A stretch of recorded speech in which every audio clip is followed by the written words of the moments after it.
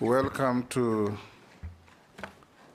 this Committee of the National Assembly, Committee on Appointments, to vet you or have approval hearings to assess your suitability to recommend to His Excellency the President to appoint you to the position of Minister, Cabinet Secretary for the Tourism and Wildlife Ministry. This committee is a committee of the National Assembly, and I'm the chairman. On my right is the Deputy Speaker, Gladys Boss. My left is the Clerk of the National Assembly, Samuel Njoroge. I'll invite members to quickly introduce themselves. Naisula Lesuda, MP Samburu West. Kimani Shongo. Nelson Koech. David Kosing. Gikaria David Nakruist. Masemeri. Abdul Rahim Daud. George Gitonga Murugara. Owen Bayer. Stephen Mule. Didoraso. Mishimboko. Rehab Mukami. Caleb Amisi Saboti. Rebecca Miano, you are one of the few with the luck to be vetted twice. We did vet you just about 2 years ago, and here you are again. We'll start in earnest by inviting you to take an oath. And the oath is on the holy books, either the Quran, the Bible, or the Hindu holy book, whichever is your faith. Which one? I will take the Holy Bible. The Holy Bible. So be upstanding and take the Bible in your right hand and recite the oath. I, Rebecca Miano, do swear that the evidence I shall give before this committee on the matter under its consideration shall be the truth, the whole truth, and nothing but the truth, so help me God. Thank you. You may sit and sign to the oath.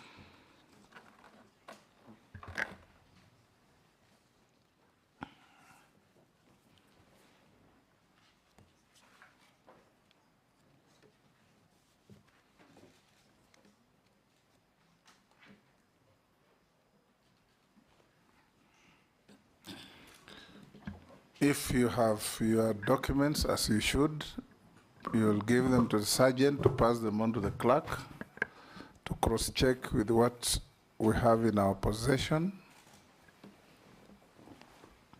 And when we are done with you, you leave with your original documents.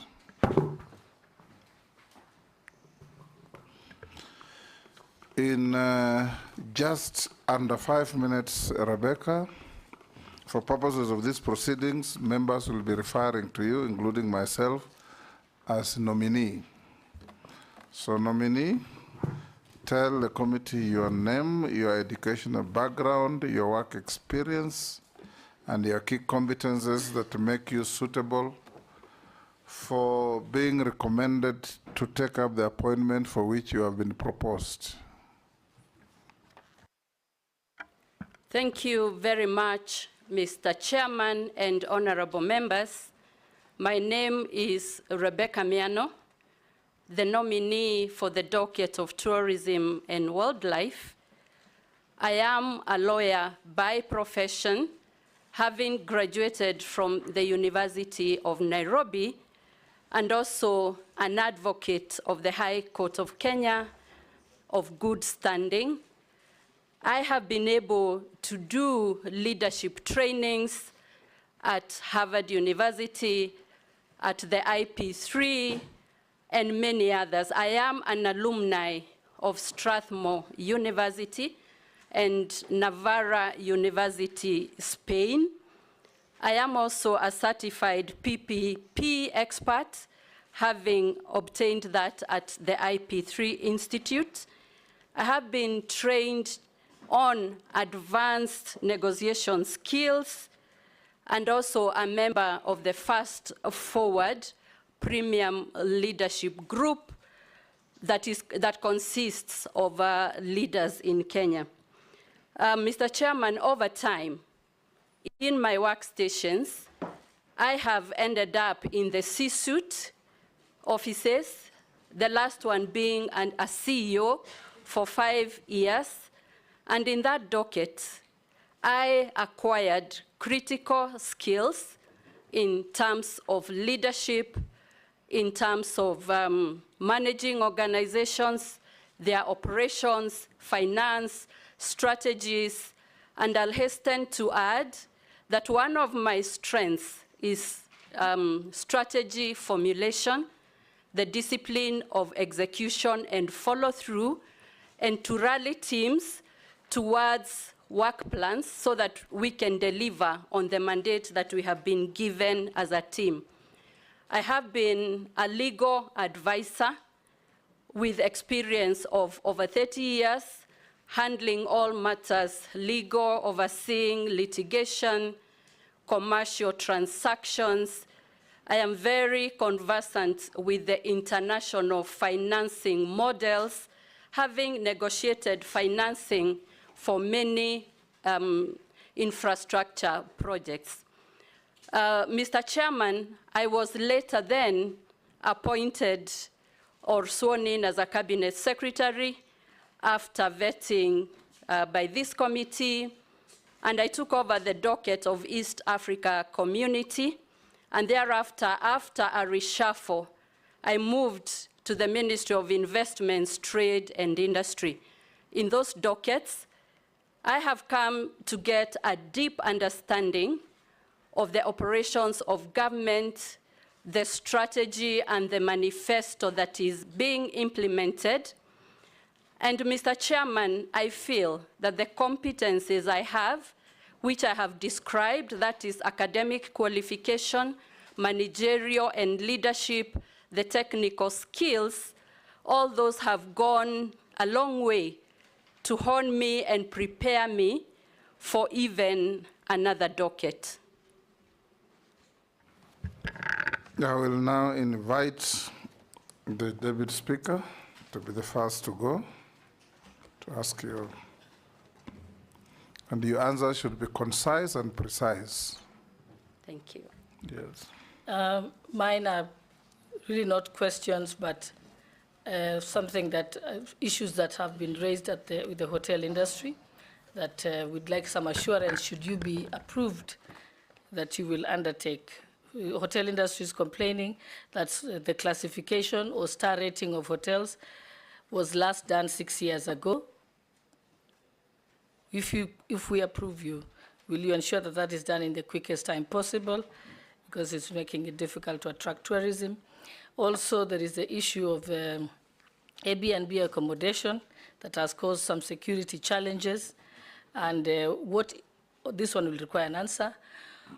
What will you do, if approved, to ensure that the Tourism Regulatory Authority has the ability to do it, or the vision you have to do that, since it's an emerging market?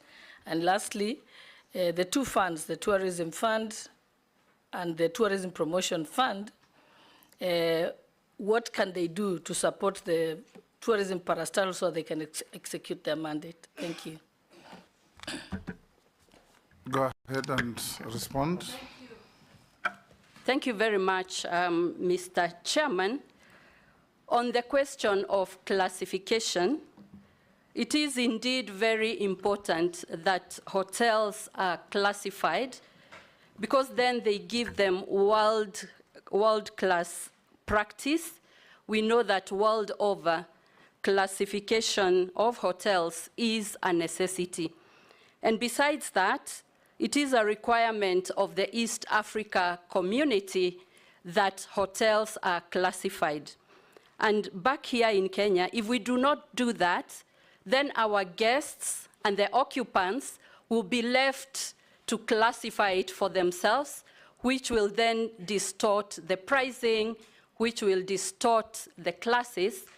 And if I am approved, I will undertake to conclude the work that is pending on classification so that we have an objective classification system that has integrity and that will enable our hotels compete globally and even maybe be included in some of the chains because of the classification. We know that if you do not classify yourself, you find other people classifying you. And I know that if we look at the world best practice, we cannot leave our hotels without classification. It is true, and I have been briefed as I met the industry, as I met the ministry. This has been pending for the last 5 to 6 years, and indeed, this will be an imperative.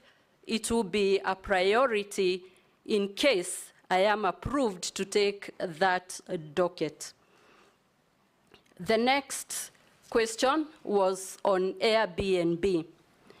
My view, Mr. Speaker, is that the case of Airbnbs is a classic example where an industry is overtaken by the growth of the industry.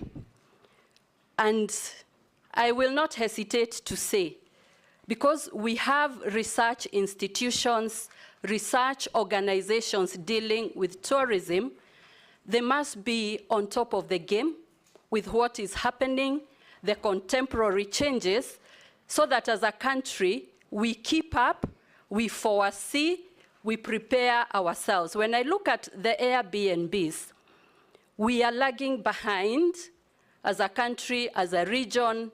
We are trying to catch up, trying to avoid and maneuver issues that come up. And therefore, that being the case, if approved, I will ensure that this is also a priority so that in consultation with the other arms of governments, with other ministries that have a stake on this, we finalize the strategy, the regulations, any legislative and policy agenda that is required, so that we tidy up that space that is currently untidy, getting into security issues and all manner of things. The third question is on tourism fund taken together with the tourist promotion fund. The tourist fund is the one that funds, the one that collects levies in the hotel industry, previously the catering levy, and the tourism promotion fund is the one that collects levies from travel, international travel, and local travel, and there is a specific amount of money that then is attached to the two levies. Mr. Chairman, I have looked at the information and I have been taken through. I believe that these funds give resources that should catapult the tourism sector, the hotel industry, so that Kenya is able to compete. Mr. Chairman, if you look at the Kenya Kwanza manifesto, and I was reading the manifesto, it recognizes that the tourism sector is one of the key sectors, but it is, Kenya currently is punching below its weight. So that's a description of what we have as the tourism sector. A lot has been done, but we are still punching below our weight as a country.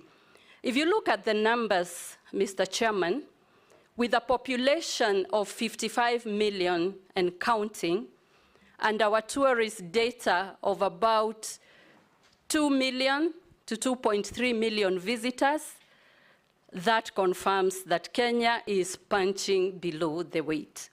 Many countries that have succeeded in tourism actually are now getting more visitors than residents, or the ratio is a little better than we are seeing in Kenya.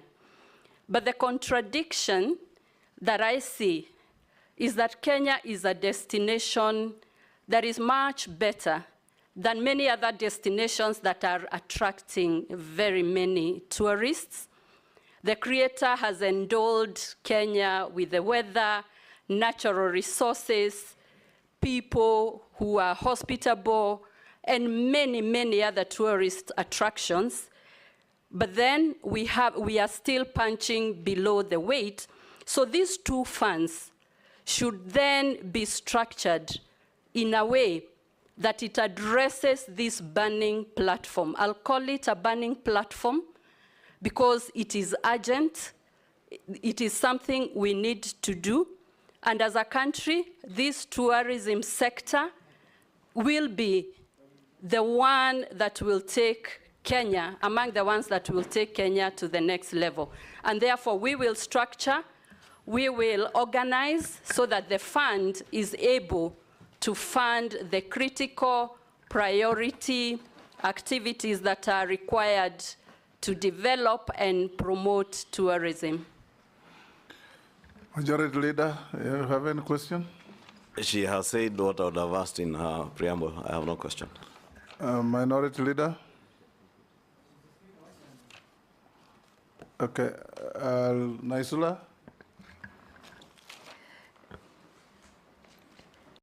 Honorable Miano, leadership requires that you're not only seen or heard, but your leadership must be felt by the legacies that one leaves wherever they have been.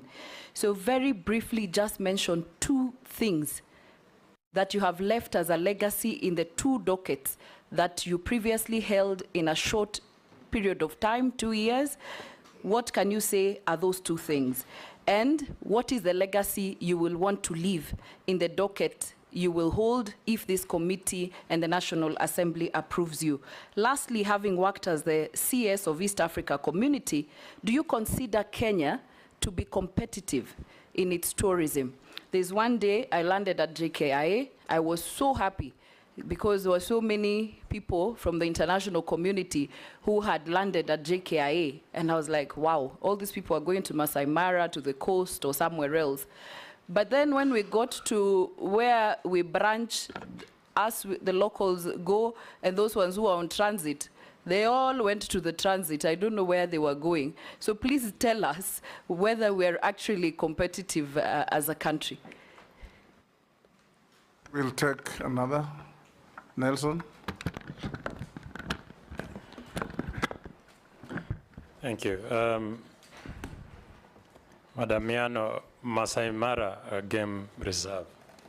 The wildebeest migration is one of the 8 wonders of the world. There's a lot of activity, human activity, that is happening in the Masai Mara Game Reserve. I'm sure you've visited, and if you've noticed, the hoteliers there have complained of a lot of human activity. The other one is the county government of Narok recently arbitrarily increased the fee, the entry fee into the park, which has sent so many of the tourists out to Tanzania, Serengeti. What will you want to do to reverse the trend? Go ahead and answer. Thank you, Mr. Chairman.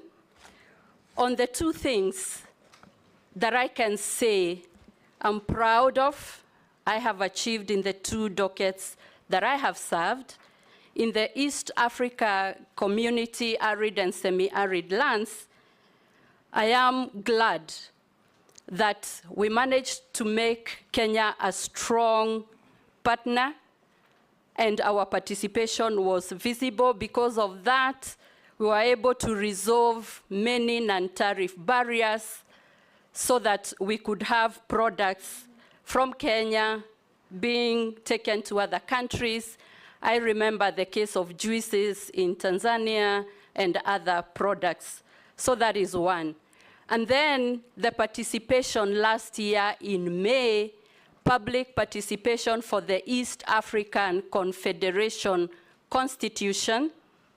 Kenya was among the first countries to finalize the public participation. We went around the country explaining about the Confederation, while at it, a good appreciation across of what the East Africa community is, the positioning of Kenya, and the benefits.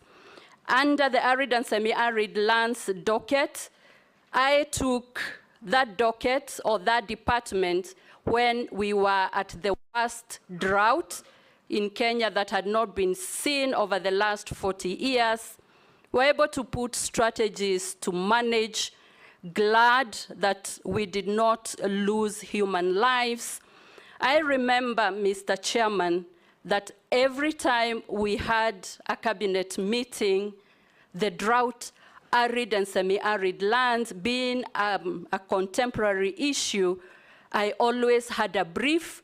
I always brought together the whole of cabinet and government to appreciate what is happening, and I learned the power of communication, the power of disseminating information so that everyone can rally together, especially when there is a crisis or when we are facing trouble. The question on whether Kenya is a competitive destination, my response is that we can do better. And Mr. Chairman, Sorry, the Ministry of Trade, you were there for almost a year. thank you very much. In the Ministry of Trade, I am very happy that for the 7 to 8 months that I was there, we were able to register significant and tangible results. We hastened the conclusion of the European Union Economic Partnership Agreement. We took it through the process of ratification. We signed it. And right now, there is a process to disseminate the information across the counties in partnership with the industry so that the country can appreciate the opportunities that are available in this great market covering 26 European countries, and it will be quota-free, duty-free. We were able to achieve that. Mr. Chairman, we have managed to create a robust relationship and participation with the private sector, roundtables to discuss issues. And based on that, I was appointed to chair the Business Reforms Action Plan with a timeline of 3 months. We met many stakeholders. We have a catalog, a whole menu of what issues are ailing industry, especially regarding the cost of doing business. I submitted the action plan to the cabinet. We then distilled it, and each ministry right now has a list of issues that they need to address if we are to strengthen investment, trade, and industries. And it was a very good document which can even form the backbone of what the government should address to create a conducive work environment. But finally, the global stage. We were able to have trade and business forums in various countries where we showcased Kenya as an investment destination. And I saw the rankings that were released in the last few months. Kenya was rated as the best destination for investment in 2024. We attracted a lot of startup capital, much more than our contemporaries in Africa. And we have quite a significant number of rankings. And if you recall, something that touches on tourism, a renowned travel agent from America did announce that Nairobi is the best city to visit in 2024 beating Montreal, Paris, and all the other cities. And so we have significant work that is going on, and I'm sure that my successor will find a lot of systems already going, and it will just be plug and play. On the question of competitiveness of our tourism sector, Mr. Chairman, I would say that we have room for improvement. And the reason I say this, competitiveness is measured not only in terms of monetary value, but what services go with it, and what products that we have. We know that for a long time, Kenya has been known for its beaches and safaris, what we call beach and bush. But the endowment we have in this country requires that we have diversification of products. We have heritage attractions, we have cultural, sports, and many other things that we can cement and package. If you look at the monetary bit of the competitiveness, local tourism does seem to suggest that we are not very competitive. Our local tourism is still very low. We have not managed to convince the population that tourism is not only for visitors arriving from other countries, but we can do better in local tourism. But when you start that discussion, many Kenyans feel the hotels are expensive, other tourist attractions are expensive, and therefore there is quite a lot of room for us to position Kenya and rethink our strategies so that we are competitive in terms of monetary, in terms of product, in terms of service, and everything else that goes with tourism, including digitalization and many other things that contribute to the competitiveness. Mr. Chairman, on the question of Masai Mara, and this is one of the wonders of the world. We have seen the uniqueness. I don't think there is such a park in the world. And we are glad that Kenya has that. But we are having quite a lot of challenges in terms of the numbers, in terms of the services.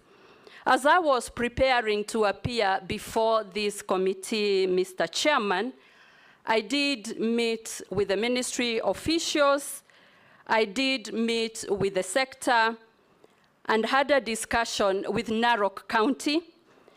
And I want to share with you the information I gathered, that there was a strategy, tourism strategy 2021-2025, that was formulated with the participation of all the stakeholders. Some of the findings in that strategy and that work that was done is that there are things that needed to be done to make Masai Mara more competitive.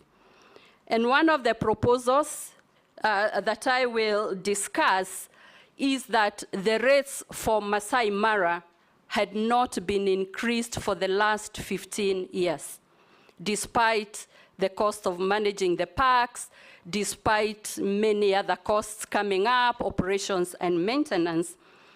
And the stakeholders in that strategic discussions did recommend that there should be a review of the rates that are applicable so that there are enough finances to develop Masai Mara, to maintain it, to modernize it, and do all that appertains to make it more sustainable.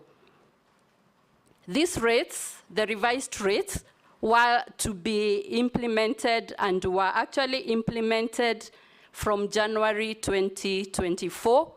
But to clarify that the new rates that were implemented were actually slightly lower than what the strategic plan had recommended.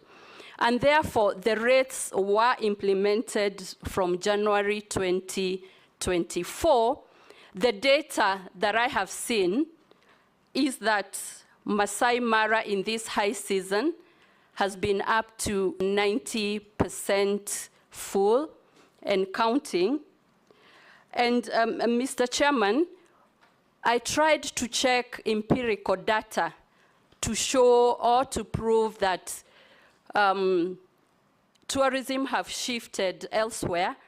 We do not have that empirical data yet. This reporting gained momentum a few weeks ago, despite the increment having been done in January. But what I'll say, if approved, and I assume office, I will equip myself with the right information, the right data, to have an informed decision and announce to the country the correct data, so that we are not having a reporting that is disadvantaging Kenya and maybe it is not correct, so that I'll promise to have accuracy and a strategic direction going forward. Thank you, nominee. Just as a point so that you note, let's be very careful. I get the feeling that they have actually captured you in your communication. Narok County collects a lot of money from those parks. There's nothing to show for it. In fact, you shouldn't have gone to the ministry to fact find. You should have done it independently.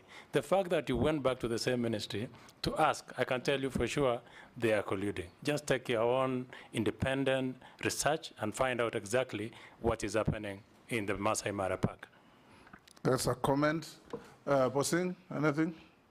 Kikaria? Honorable Chairman, you know, recently I've seen so many transfers of game reserves, national parks, from the national government to the management of counties. How many apart from Amboseli? Okay, let me say that one, Amboseli. Now, is there a policy guideline on how these transfers should be done? And I'm saying this in line of whether, like transferring Hell's Gate or Lake Nakuru, for purposes of the county, giving license to fishermen in Lake Nakuru, which is a very big business that is being done illegally. Thank you, Chair. Yes, nominee, let's take one more, probably two more, and try and give short answers, short and clear. Mary? Thank you, Chairman. Mine is also one and very short. And I'm picking it from the statement from the nominee that Kenyans feel hotels are expensive. And I can't agree with you. I agree with you totally. Hoteliers have expressed concerns over the multiplicity of taxes, including tourism levy, housing levy, VAT, NSSF, income tax, payee, NHIF, trade license for counties, and meter. You yes, have to add now yes. operating expenses where they must invest heavily on marketing, on technology for them to get guests into these hotels. So if you are successful nominee, what plans do you have to ease this burden? Do you foresee the likelihood of merging some of these taxes and levies as an incentive to investors? Thank you. Dawood? Thank you, Mr. Speaker. There is the compensation of wildlife cases. This is a comment. You need to, if you are confirmed, you need to look at it, because it has stayed a long time and the paperwork is not the best. But what I want you to look at, the first thing is Section 35(2) of the Wildlife Conservation and Management Act.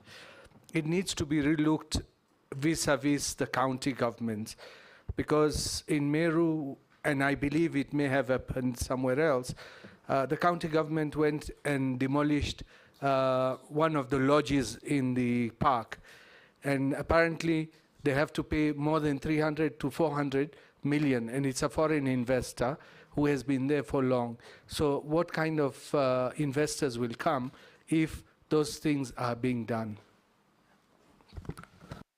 Nominee.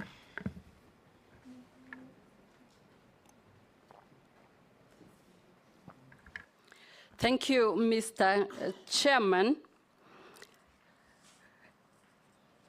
The Wildlife Management Act actually stipulates and spells the role of the two levels of government, the county governments and the national government.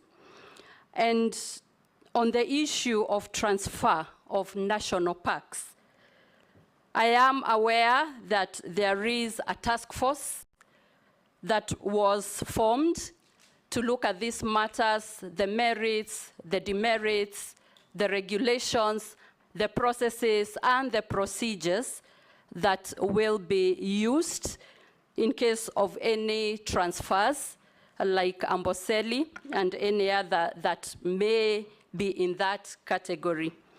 The task force, I am informed, has finalized its work, and in the next couple of weeks, will be presenting this report.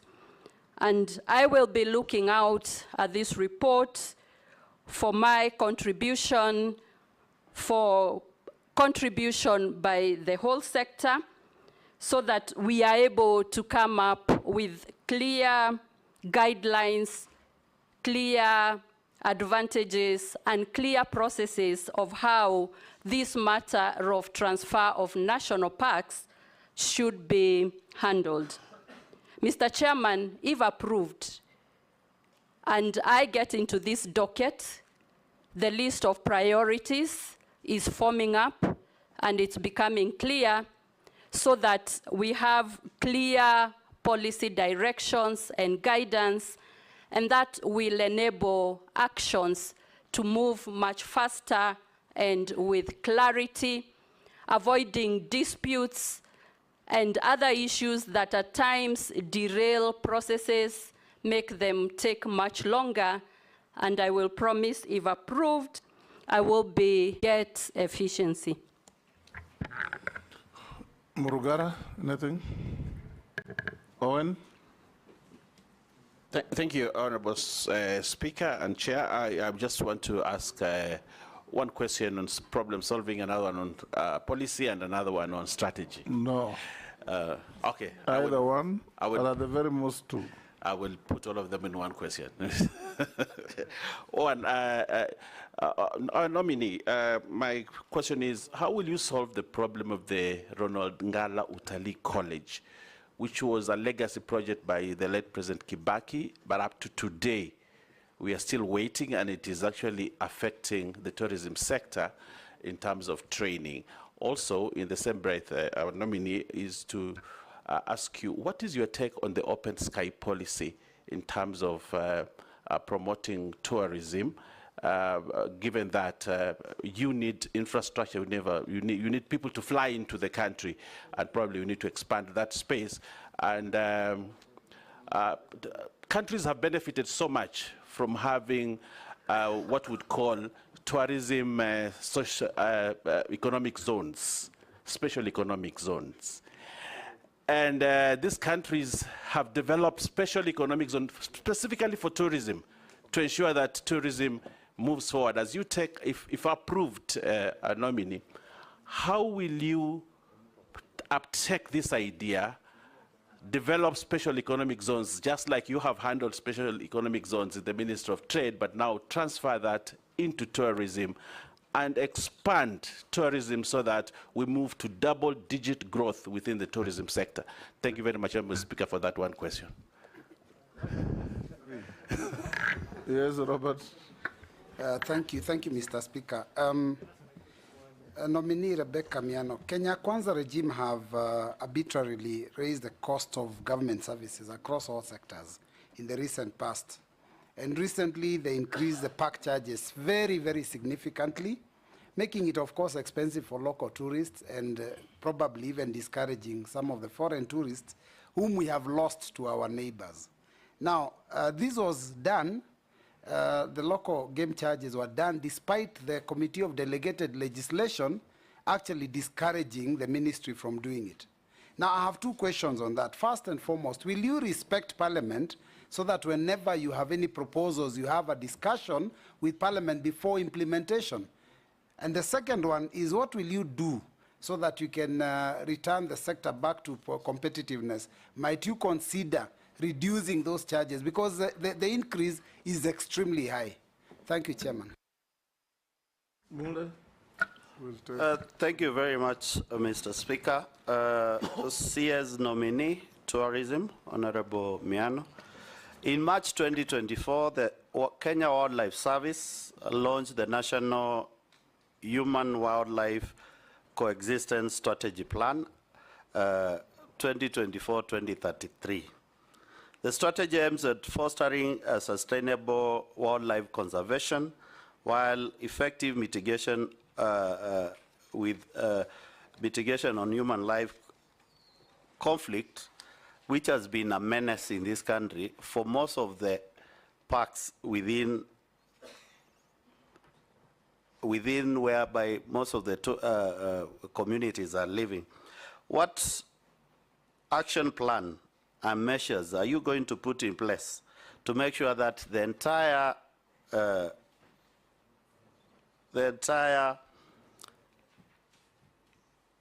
national strategic plan is implemented in totality? And how do you envisage, not thinking on the normal parks we are looking at, that is Tsavo, Masai Mara, there are also other destination areas in this country which need to be opened up for new corridors to attract tourism. We want to hear that from you. I rest my case. Go ahead and respond.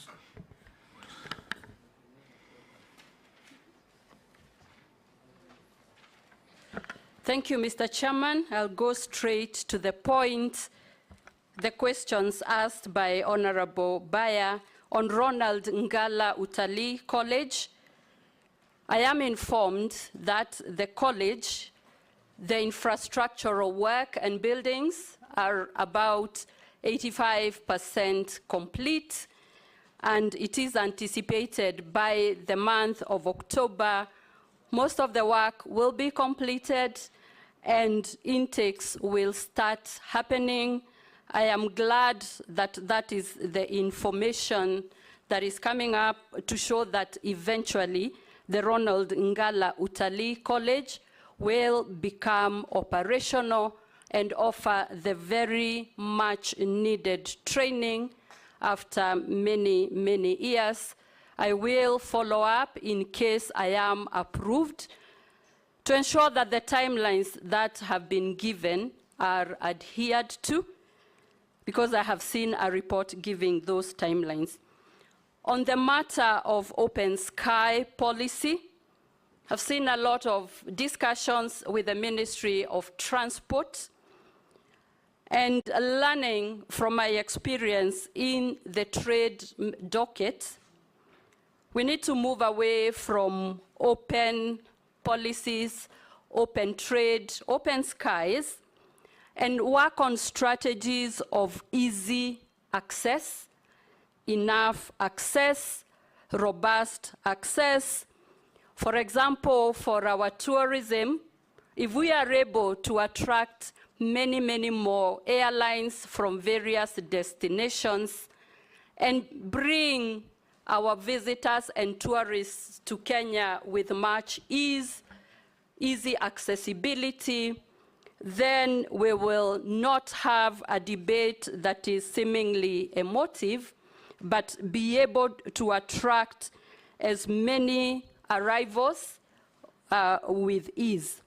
I'm also aware that before COVID, we had airlines that had access to some of our airports, and especially in Mombasa.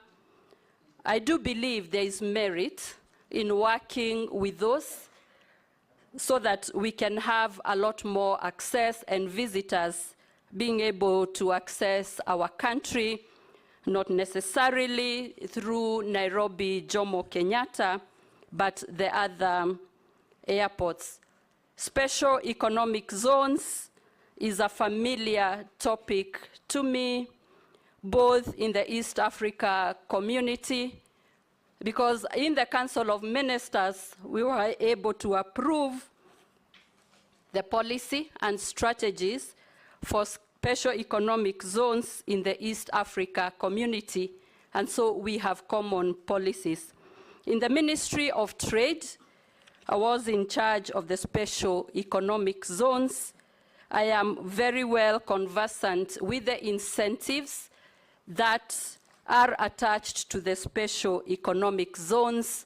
We have actualized quite a number of special economic zones as a country, and based on the policy that we have, it is envisaged that there will be various special economic zones, and then we can have sector-specific zones that accrue to it.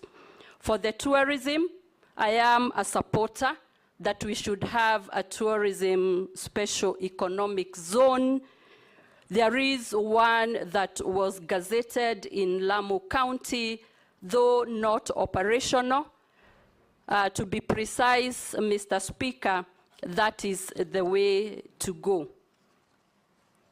On the question of the cost of entry of the game parks and the national parks and the increase, Mr. Speaker, there was a strategy by stakeholders that recommended some of these changes. But I want to say from the word go in the affirmative, I will respect Parliament. My record speaks for itself. Whenever invited to Parliament or committees, I give it utmost priority. And if there is any compelling reason, always liaising with the committee and Parliament to be able to reschedule and get another suitable date. I have been asked whether, if approved and I take this docket, I will look at reducing these charges. My response is, I will look at all the reports so that I'm able to make an informed decision so that I do not pronounce myself today in haste, but again, it is urgent and a priority in consultation with stakeholders to put this matter to rest. Again, clarity and efficiency of policies, the robustness of them will help faster execution of the work plans and be able to move this country forward.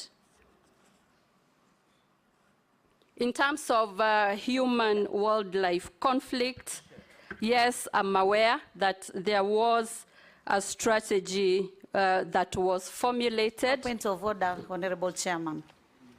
No. Honorable Chairman, my point of order, I just want to tell our nominee that when you are going to involve the stakeholders, don't forget the local communities and the tour operator, because on this issue, they were not involved. And that is why there is a lot of outcry. Mm-hmm. The comment, well taken. Have already mapped out the stakeholders in the tourism sector. Yes, and I want to confirm that it will be comprehensive, consultative, and leaving nobody behind. Thank you.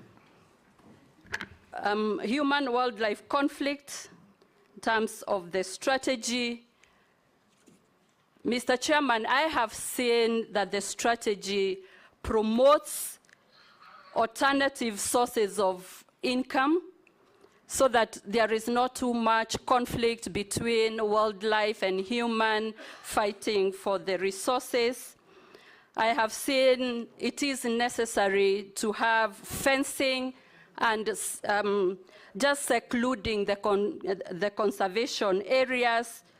We need a lot of civic education and information on the coexistence between human and wildlife. On the matter of compensation, we need to streamline the procedures to make them more efficient, to improve governance so that the people affected are compensated on time, with integrity, correctly, because we do know that at times very delayed compensation does not even help the situation. And so this is one of that will be a focus area in case I am approved, together with the suggestion or the comment on attracting new corridors for the animals. And Mr. Chairman, this docket is starting to be very exciting, looking at what lies ahead, what as a country we can do to make it robust. And if there are any other manifestos or later manifestos are written, Kenya will not be punching below its weight. And that will help us to have increased our tourists, conserved our wildlife better, increased our foreign exchange earnings, created jobs. And if you imagine all the benefits that will accrue in streamlining and transforming and positioning this industry and this ministry to the position it should be, there is a lot of hope and a lot of promises in regard to this industry. Thank you. Russell? Thank you, Honorable Speaker. I'll just ask one question. Madam Miano, those communities that live close to wildlife sanctuaries have suffered, but this time around, what I want to hear from you is leadership in terms of what benefits is likely to accrue to them for actually preserving that wildlife and also not interfering with the sanctuary in terms of giving them water, scouts. There are many things that I'm sure those communities would want, not just the fence that will protect them. Maybe I will just want a comment from you. Thank you, Honorable Chair.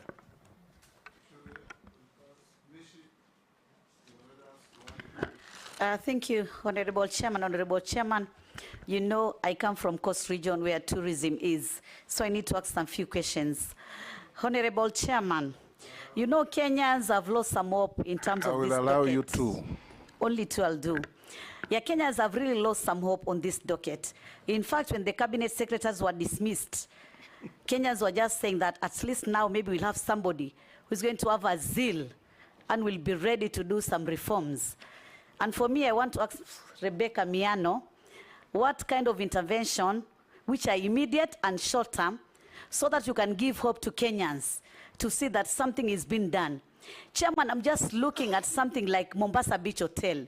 And during your time, I know you used to go to Mombasa Beach many times, and that was the best beach hotel, and it is under government. But today, even with the state officer, civil servant, go for meetings, go for conferences, you just see about Serena, White Sands, Pride Inn. What is happening?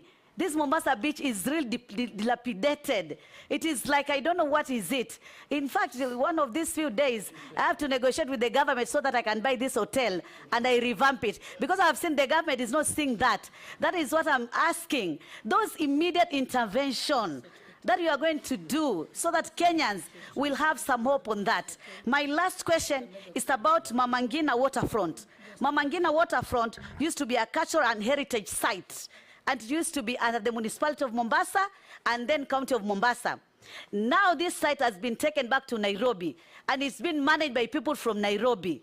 So what are you telling the community around Coast Region from Mombasa County about this issue? What is your take? Don't you see that you have to give us back to the county this site so that we can do more and more to attract tourists? Thank you, Honorable Chairman. Rahab, do you have anything? You'll pass. Ramisi?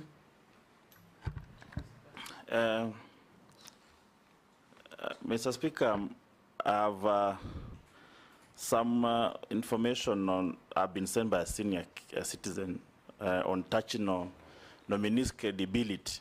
So I'm requesting if you allow me to read, maybe she can respond or clear the air, though maybe it's not part of our records. If you don't, then I go to my question. Do you allow me to read? Okay. So, Honorable Speaker, Kenya, rich heritage. From where I sit, I don't think that is fetching from the world tourism market.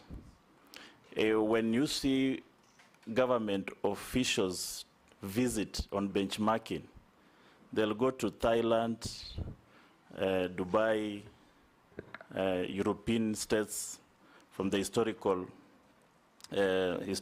sites.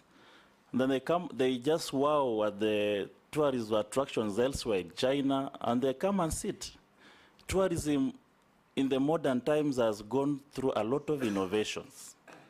There are different sustainability measures on the tourism, but in this country, we are just on Masai Mara, coast beaches, and all that. If you look at the statistics on why people go to Singapore, for example, they don't have all those natural resources that we do. But it's about innovation, modernizing tourism. That is some aspect that I have not seen in this ministry. We are on the traditional, tired, we are not innovating on it. What is this new things we are going to see from your ministry going forward? Thank you. Thank you. Nominee, you can answer Honorable Mishi and Amisi.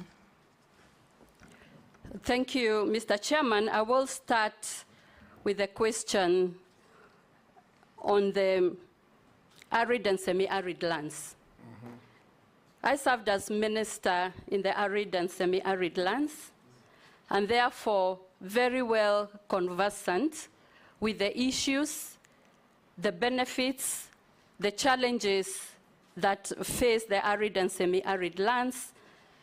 Happy to note that most of the animals, the wild animals, 70%, actually almost 90% are found in the arid and semi-arid lands, 70% of the livestock, most tourist attractions, conservancies, and this is one of the frontiers of development in this country. And having worked in that ministry, the policies that we were putting in place, discussing with all stakeholders, and especially development partners, of how to shift the conversations from the traditional conversations of how to support these areas in terms of drought, but to bring real development and have contribution to GDP much more improved. But on some of the strategies and actions that I will take, because I believe the communities must benefit, is to offer leadership in the conversations and discussions about benefits sharing of the resources that are found in those areas, increased economic benefits, development of infrastructure, benefits in terms of security, and even other alternative sources of incomes and activities, working together with the relevant ministries, the Ministry of ESC, Ministry of Water, Agriculture, a whole of government approach. We continue giving a focus on the potential of the arid and semi-arid lands, because these are lands that are very well endowed with resources and many other advantages. On the question of the coast, Mr. Chairman, our coast area is a jewel. We have not scratched the surface yet. The potential there is able to move our tourism to levels that we can only imagine. The beaches, the culture, and other exotic tourist products that we have are all found at the coast. The cruises and many other attractions. I want to commit that working together with the counties, we should work on identifying the niche tourist attractions, be able to form a circuit of the coastal counties so that when our visitors come, they have a full experience, be able to take advantage of what our coast has to offer. We need to have good infrastructures, our hotels in good order, more investments in hotels and other tourist infrastructure. We continue to make our coast area as a premier and best tourist destination in Kenya. We know that we also have some cultural sites. We have seen the Mama Ngina.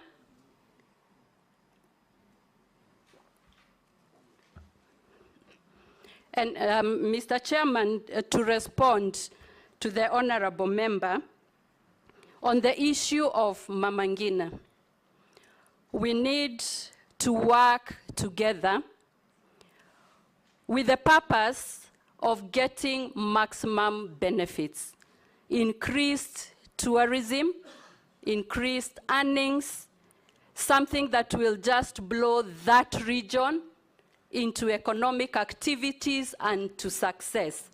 And therefore, reason together, consult with the counties and see the formula and the strategy that will achieve maximum benefit for this installation.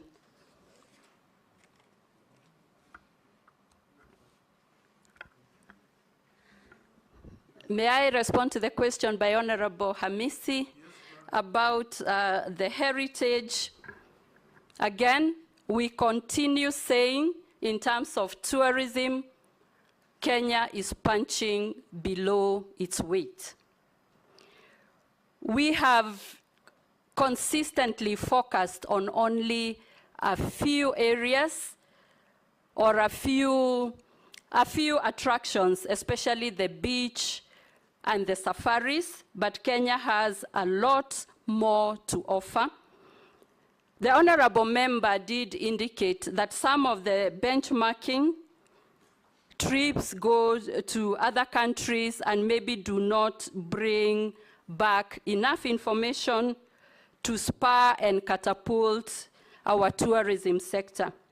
Mr. Chairman, there are quite a lot of things that we can take advantage of. The first one, we now know that our highest visitors and tourists are basically from the USA, followed by Uganda. And while I mention Uganda, Mr. Chairman, we used to have a lot of Ugandan citizens wanting to bring their functions at the coast, the beaches, weddings, anniversaries, but we got into a little issue with our systems and the Attorney General's office, and that has denied the country a lot of revenue that we used to have and marketing Kenya as a destination. What was the problem? When under the East African Community, we have a protocol on free movement of people, goods, and services. Mr. Chairman, I'll say it's a non-tariff barrier, but we will get the real issues and be able to resolve what it is and open up again this niche market of affording countries that are landlocked with opportunities to experience the beauty of the beaches and have memorable functions, anniversaries, and all that. But on the issues, on what we can do to spur our tourism, Mr. Chairman, we need to diversify the origin of our guests. We need to attract new markets, the Middle East. When I looked at the numbers, we are not getting enough visitors from some of these good destinations. The East, Japan, China, we need to diversify the source of our guests, while at the same time, diversifying our products so that we can do a lot more. As I finish, Mr. Chairman, branding and communication in our tourism has to take the center stage.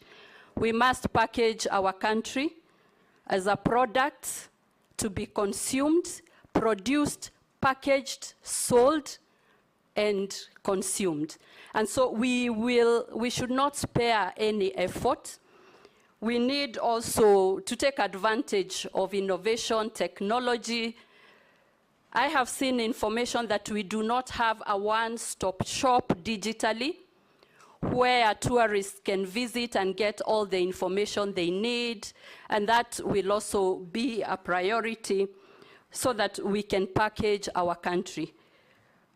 Mr. Chairman, recently, Kenya was ranked as #1 in the world in use of social media and use of technology.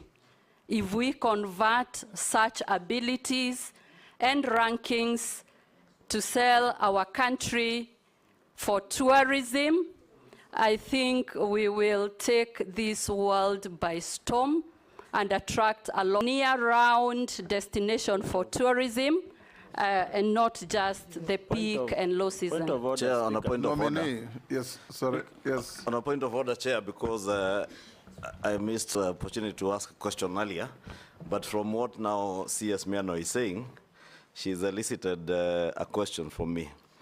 You have severally repeated that we are punching below our weight as a country in matters tourism.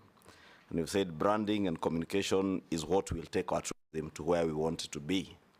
You've also asserted that we can use alternative media like social media. You said you are ranked #1 in use of social media. Yes. So members are asking, is it use or misuse? And from what I hear, Honorable, and by asking, it's actually use of social media, not misuse. But it could also be misconstrued as misuse depending on how it's used. I want you to focus on the positive use of social media. And now that you are saying we are punching below our weight, how then, as a cabinet secretary, are you going to leverage on that strength by young Kenyans? One, to create employment for them in terms of using, and I'm thinking about content creators, to positively use their time on social media to market our country and make an earning for themselves, and also in branding and communication. And may I also put it to you that, and I have in mind a question I had asked to the nominee who was here before you in the ministry, that you are in trade and industry, that you failed the people of Kenya in communication when you are Minister for Trade and Industry. And I said that in view of the good things that you know of that were supporting our manufacturing sector in the finance bill. But we never saw your ministry anywhere communicating to Kenyans the positives that came with that finance bill.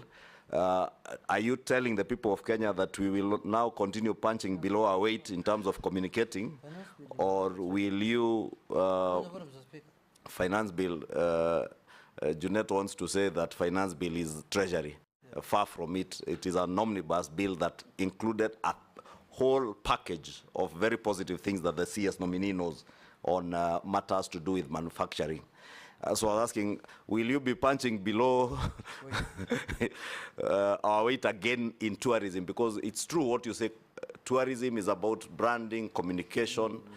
Why would a country, a small country like Rwanda, be beating us in terms of branding and communication and advertising around the world?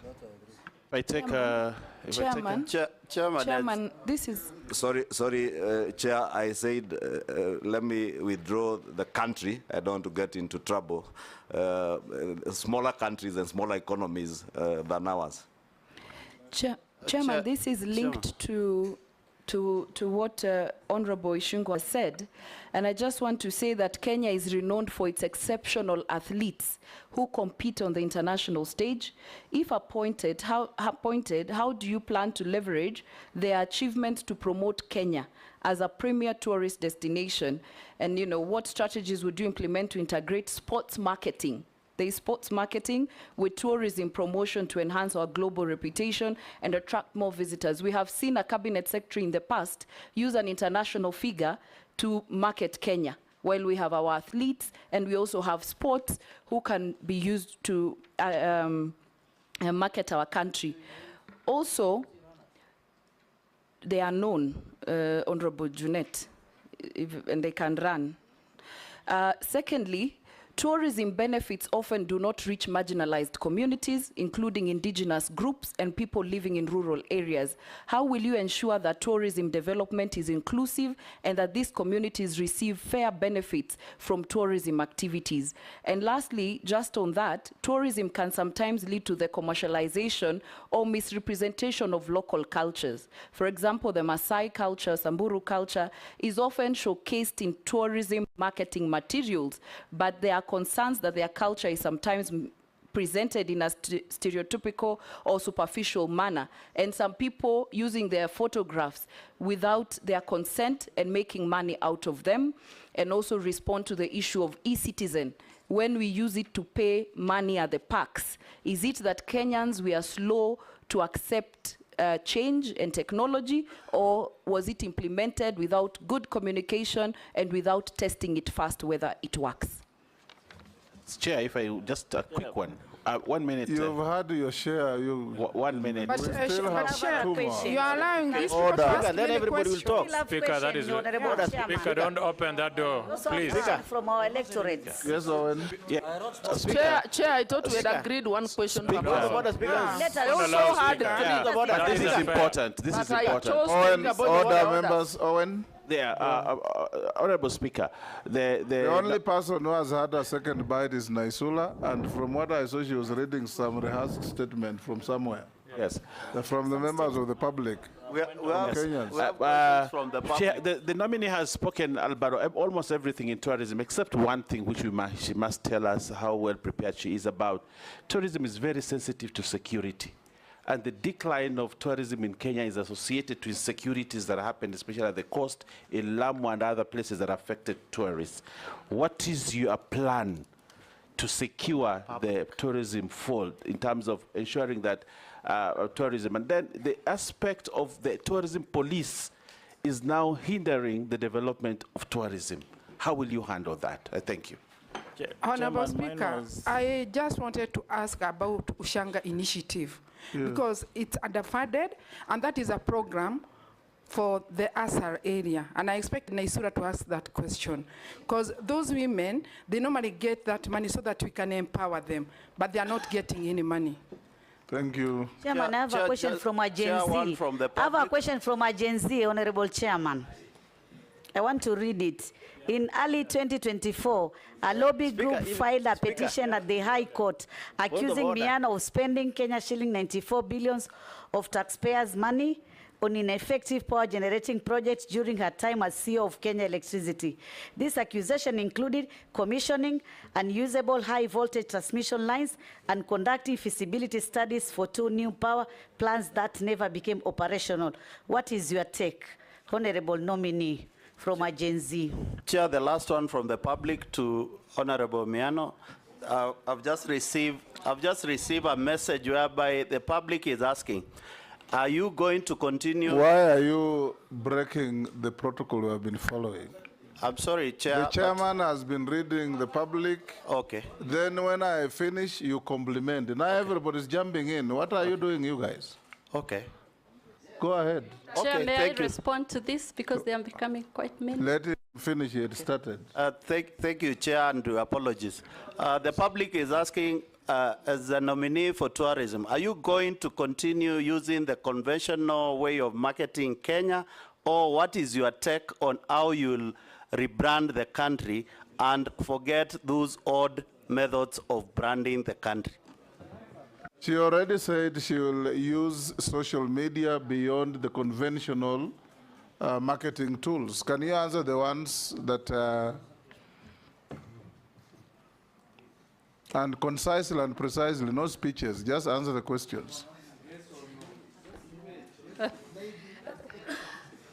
Mr. Chairman, let me start with a question by Majority Leader, Honorable Kimani, about the branding, but start to clarify that punching below its weight as a country is documented in the Kenya Kwanza Manifesto.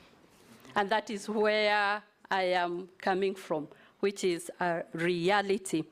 And then you asked about the use of social media and how we can leverage on what we have seen as abilities, innovations, energies, and new ideas from our youth. Looking at some of the infographics, looking at the content that our innovative and energetic young people have done or can do, I believe this is an area that we can take advantage of. I've seen occasionally people taking a lot of time having consultancies when we have a youth that can turn around material, that can turn around content, that can be used. I will be taking it up with the ministry and see how we can accommodate this creativity towards increasing our branding and our marketing. And I think together with the private sector, we can use the positive social media to position our country and showcase it out there. In terms of communication, I want to confirm that some of the proposals that we had made as a ministry to promote local manufacturing, to stop unnecessary imports of what can be produced locally. We had endless meetings with the industry, with the manufacturers. We had discourses and discussions, and eventually we had a convergence on what we need to do. I want to confirm that we had enough consultation and enough communication in that regard. In terms of athletes, Mr. Chairman, the question asked by Honorable Naisula, it's very special that we have our athletes who is a pride of Kenya. We can position them as our tourism brand ambassadors, working with them in the countries that they go, so that while there, we can showcase what Kenya has to offer. We can come up with marketing material and content to convince the world you will not have lived until you go to the home of athletes that is called Kenya, to just experience their talent, their brevity, their courage, and just find out what it is that makes them stand out, what makes them sweep the Kenyan stage. And I agree, it is a very niche market for tourism. On development and benefits of some of the marginalized communities, like I responded in the earlier questions, it's to ensure that there is fair sharing of benefits, that their cultures are respected. We should explore opportunities to even have intellectual property rights so that we can respect and safeguard the usage of the cultures that those communities have to offer. I believe they need to benefit in terms of the ripple effects of tourism, offer economic activities, offer employment, so that it is a win-win situation in the country. In terms of e-citizen, we are aware And even as I was preparing, there is information to show that there is quite a lot of improvement needed, and especially even in tourism. I got information that occasionally when paying, especially as a foreigner or for services, it takes long, it may not be clear, but I'm aware that there is a lot of work going around to strengthen and to streamline the e-citizen platform, and I believe this will be one of our quick wins because it is digital and will hasten and make it efficient. In terms of the question about the power industry, Mr. Chairman, I do not have the actual information, and I'll be ready to respond to any issues that come through, but I want to confirm I've served with diligence, a good record, and I've done what I should as the CEO or as a strong leader in the energy sector, and I'm proud of the achievements that we received. But Chairman, I'll leave it there. But I also want to talk about how to refresh the Kenya brand and what... Talk about Ushanga. About Ushanga initiative, Mr. Chairman, this docket is in the Ministry of Heritage, Culture and Arts. They will be much better suited than myself to give comprehensive and convincing answers. Honorable Mole's issue? It was answered? Yes. Okay. Yes. There was a question about security. And tourism police and so on. Can you answer that? Yes. Yes, Mr. Chairman, the executive order number 1 of 2023 that organized ministries, there was envisaged a creation of National Tourism Service, which has not been operationalized. And again, it will be one of those priority areas because we need to ensure that there is enough security, not only for tourists, but also for the citizens. I will also propose that we take advantage of technology, the closed circuit TV, CCTVs for surveillance. We work with communities to disseminate matters of security, and that it is a collective responsibility for all of us, working with the relevant ministries and state departments that handle matters of safety, so that our tourists then come and get the product that they came for. Tourism is the product that sells joy and adventure, and security easily kills that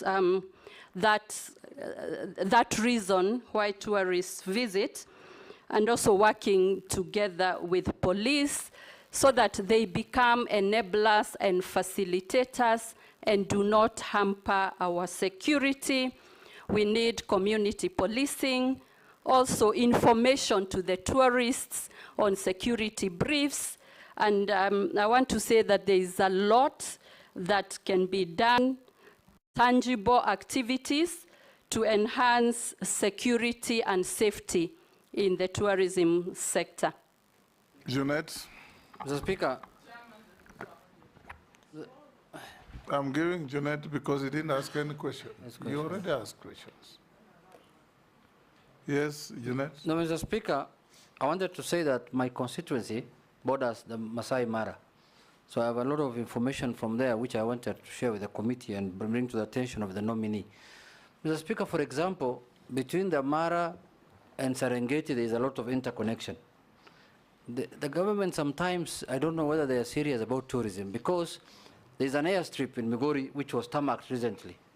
When the tourists come from Nairobi, they land in, let's say, Kichwatembo, in Mara, then they are connecting to Serengeti. Mr. Speaker, they are lifted from Serengeti, from Mara to Migori, then they disembark, they get into a bus, they go to the border in Hispania so that their passports can be stamped, then they are brought back by a bus, then they again board, then they go fly to Serengeti. Or they fly from Mara to Kisumu, just for immigration services only. And they are around between 5 and 10 flights every week. So sometimes I wonder whether we want to make people comfortable or we want to make their life difficult so that they disembark, go to the border, just stamp his passport so that he can go to Tanzania, then come and board, and then go to Serengeti. Madam Nominee, if this committee approves you, what do you think you can do about that? Or you have no powers over that? It's an immigration issue. Yes, Mary? Honorable Chairman, this is from a Kenyan, and I think it's a Kenyan from Busia.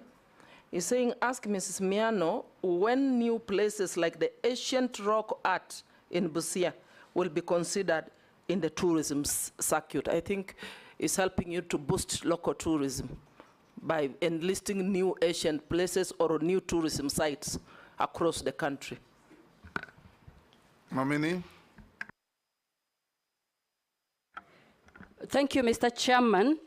I appreciate the information by Honorable Junet and undertake to consult with the Ministry of Immigration, to the Department of Immigration, because I said easy access is key to supporting tourism. Nominee, it doesn't need any consultation. If you confirm that information is right, call your counterpart and tell him go and open a Department of Immigration at this point. You've read my mind. I was getting there. Yes. Because we have to consult, we work together, and go for action. Yes. I'm an executor. Good. Yeah. And on Busia, I agree, our counties, we need to map out the tourist attractions and what counties and regions have to offer so that we package the diversification that I so much believe in and I talked about, that we need to diversify the products that we have.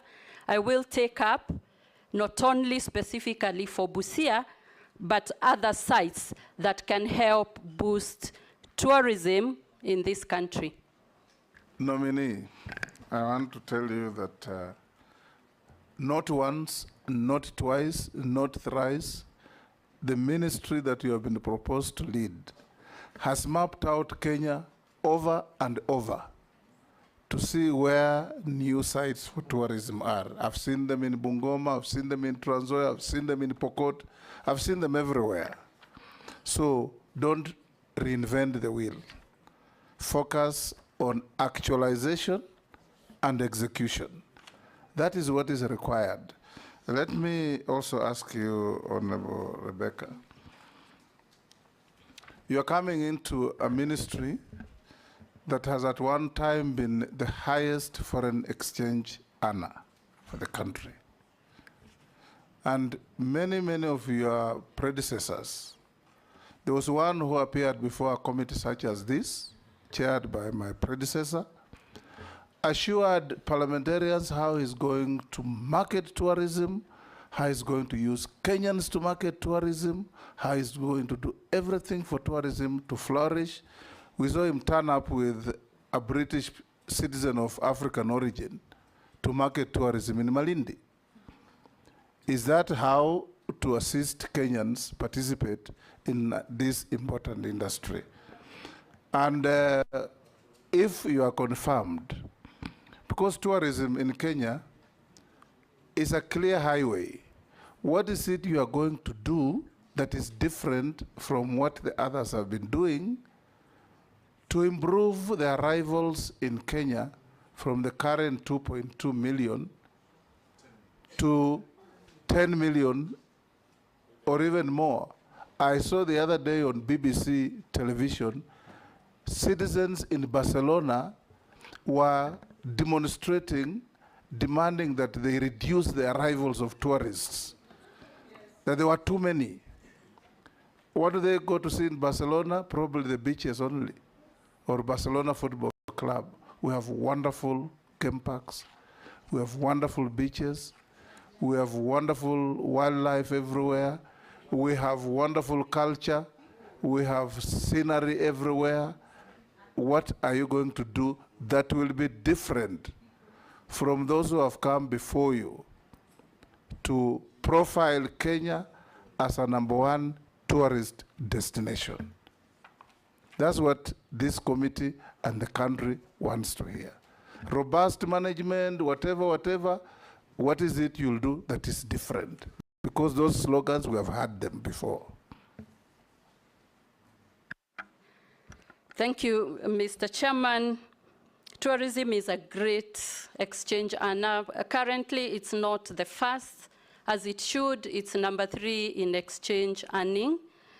And we have an opportunity.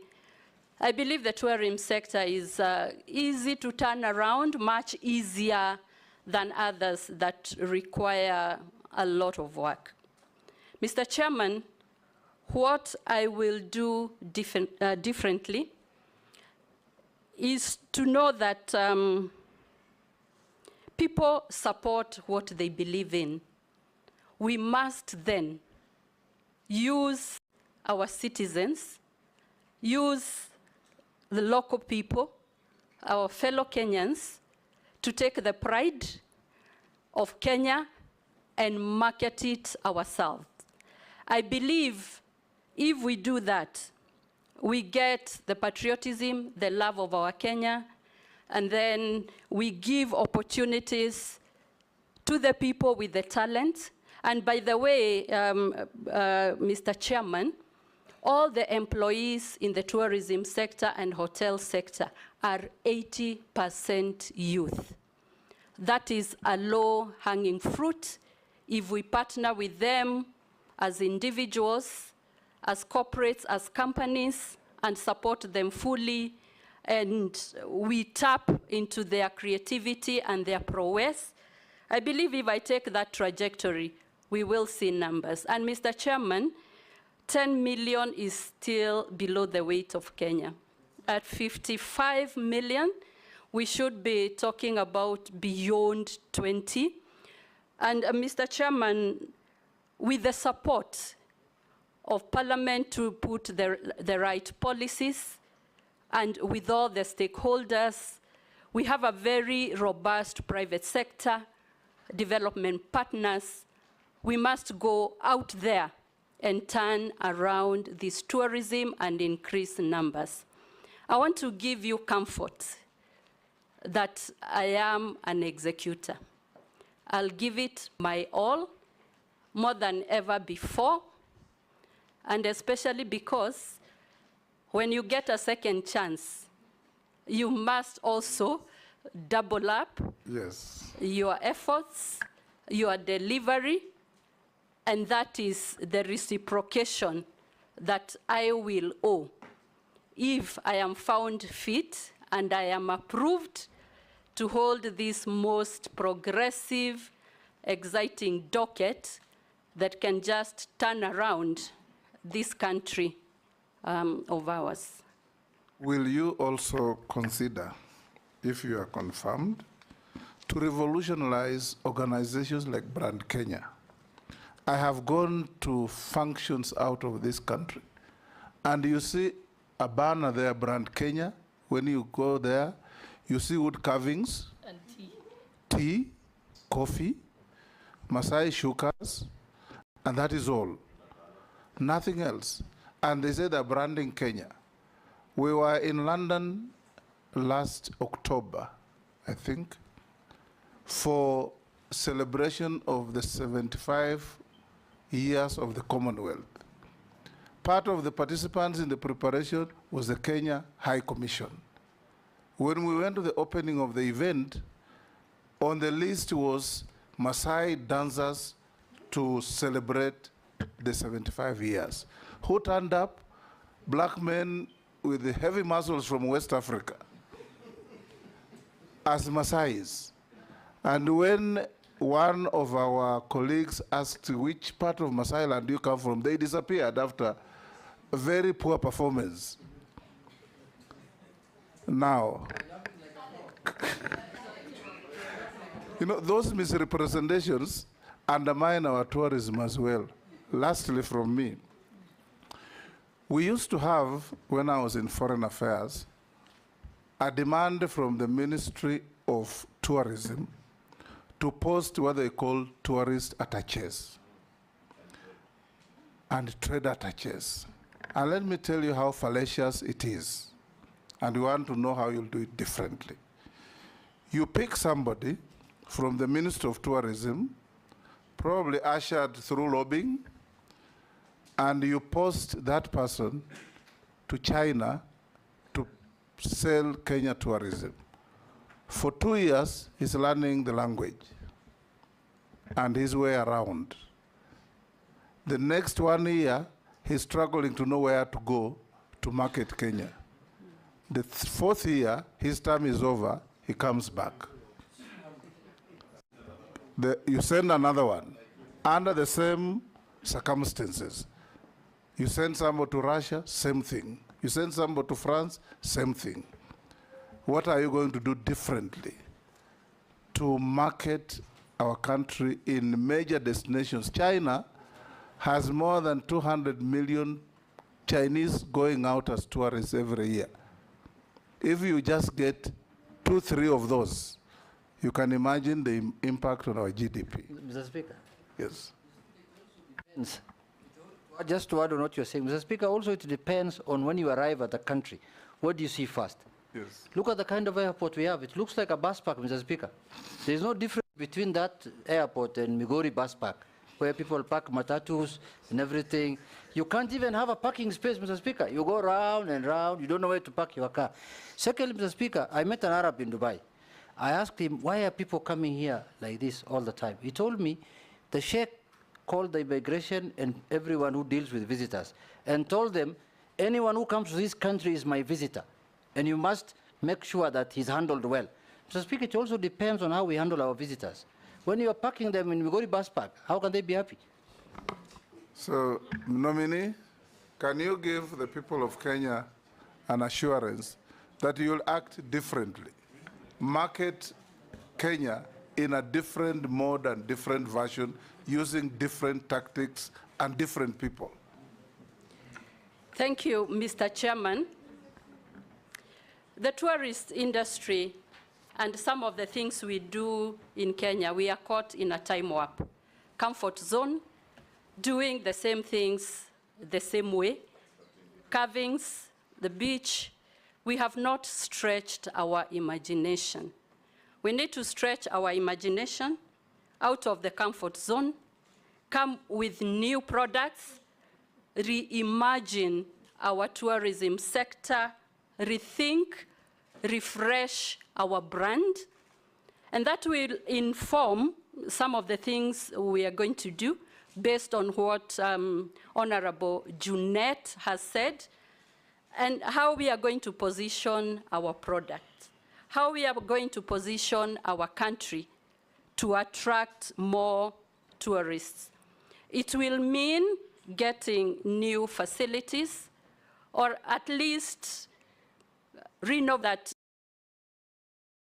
we get the image that we think our country should have. So, Chair, I will be very innovative, transformational, wanting to lead teams that are high performance, and will want to rally this vision through so that we get results.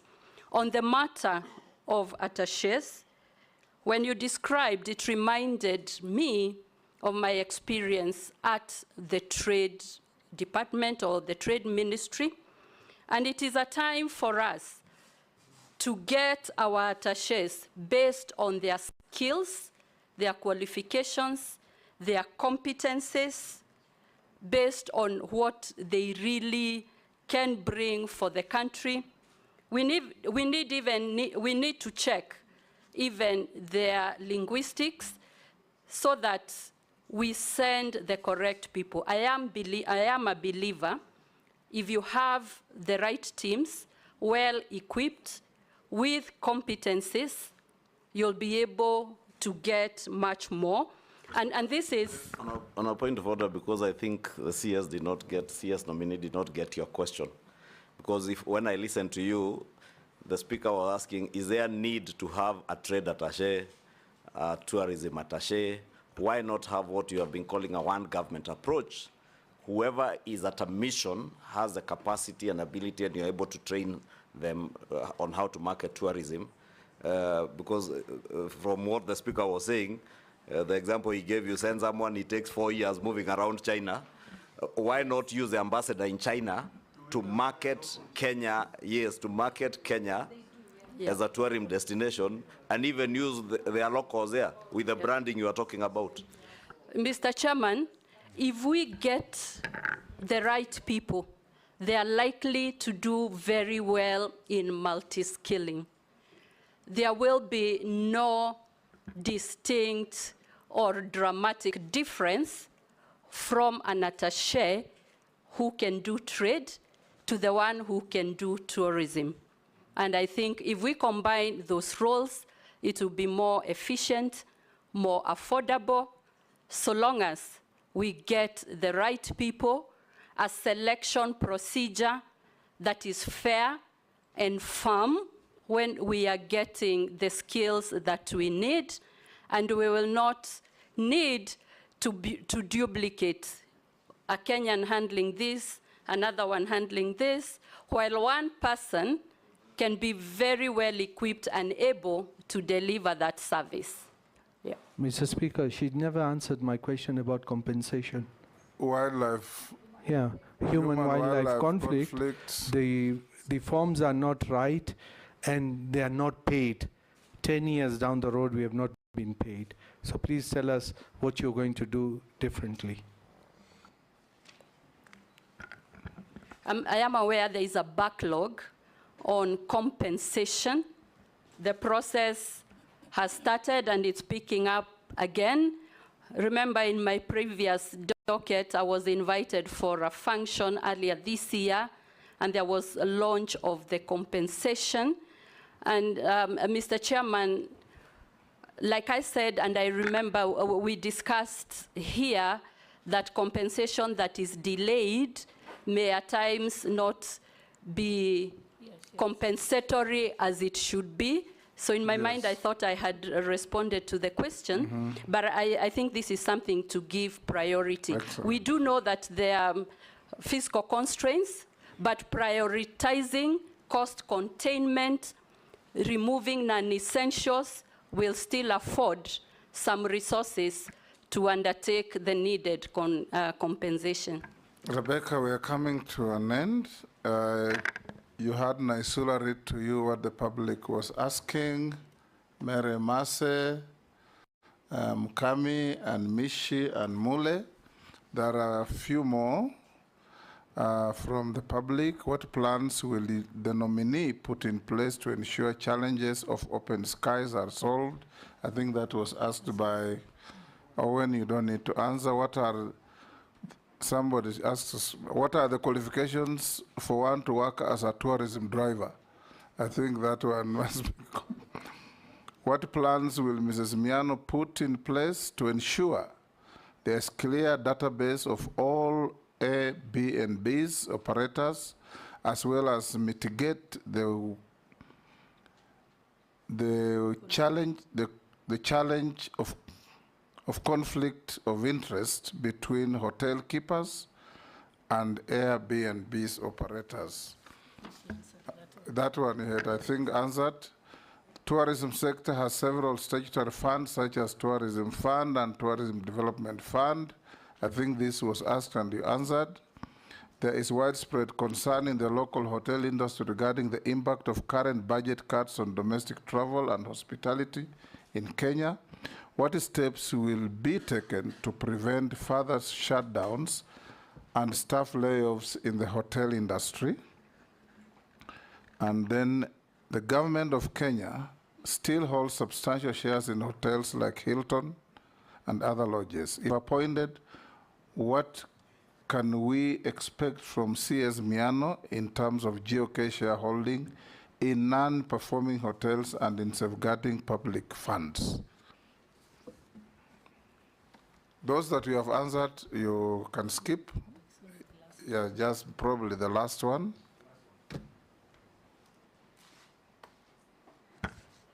Mr. Chairman, on the issue of cost containment and how it can affect the hotel industries, I think we need to rationalize industry, and even for the hoteliers to optimize their operations and maintenance costs, get maybe alternative, cheaper ways of O&M, and that way they will continue offering rates that are competitive and affordable.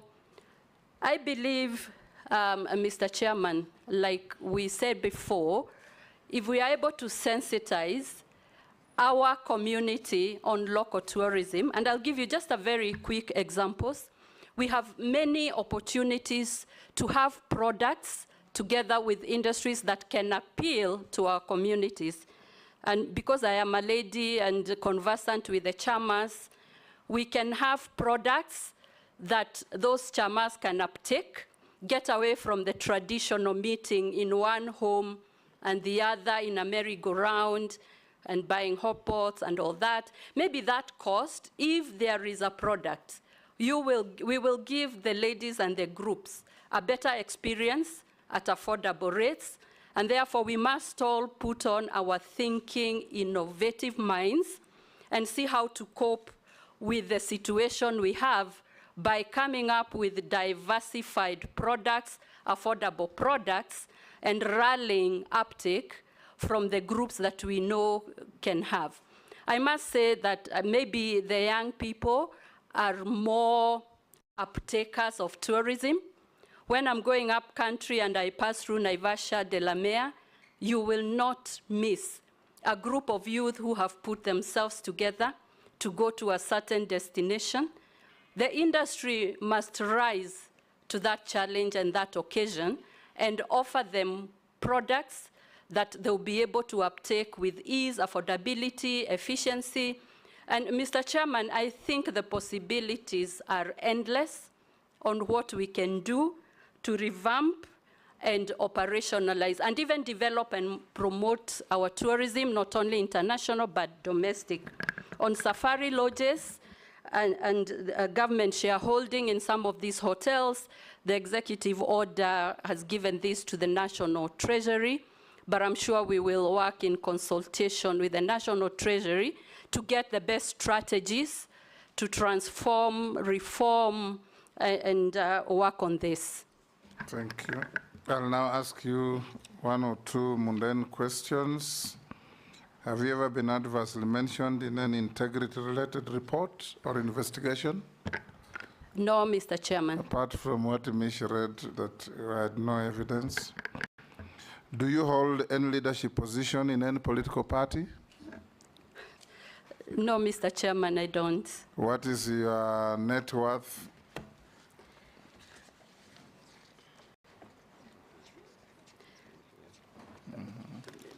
Mr. Chairman, my net worth is 444 million shillings. 444. How much were you worth when we last vetted you? When you vetted me about 22 months ago, my net worth was 397. Mr. Chairman, I have not increased the assets, but what I have done is to revalue modestly the properties, taking into account the appreciation, and that's why it is unrealized, but it is an effect of valuation to be on the reasonable side of things. Mm-hmm. Good. We have looked at your documents and compared with what we have. They are in order. We received 21 memoranda on you, some supporting you, some saying some things that we passed on to you, and your responses were all satisfactory. We now want to wish you well and release you to go back to your other engagements.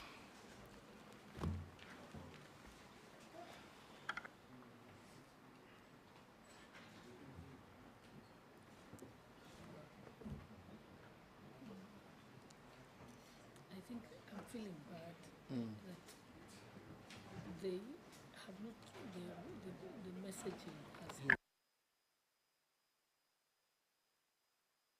Have a good day. Thank you very much.